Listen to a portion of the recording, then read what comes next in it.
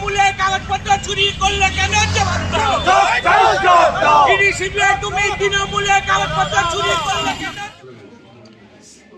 CBI এবং ED তারা সমস্ত সীমা লঙ্ঘন করে আজকে আমাদের এসআইআর এবং সামনের যে বিধানসভা ভোট সেই নিয়ে যে সমস্ত আমাদের গুরুত্বপূর্ণ ডকুমেন্টস সেই সমস্তগুলো আমাদের আইপ্যাকের দপ্তরে আমাদের সহযোগী সংস্থা তার দপ্তরে এসে সেই সমস্ত কাগজপত্রগুলো নিয়ে গিয়ে লুট করে বিজেপিকে সাপ্লাই করছে।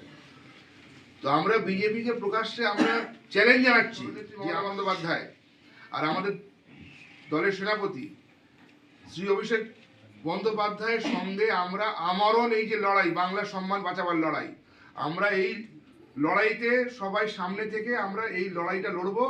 বাংলার সম্মান আমরা কোনো মতেই ভুলুণ্ঠিত হতে দেব না। তাই আমরা বলি জয় বাংলা।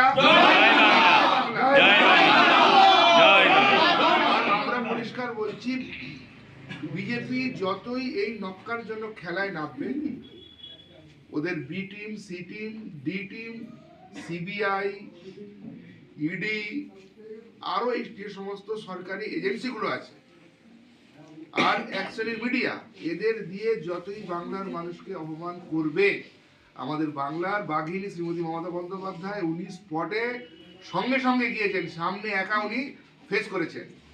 এটাই হচ্ছে আমাদের বাংলার বাঘিনী মমতা বন্দ্যোপাধ্যায়ের পরিচয়।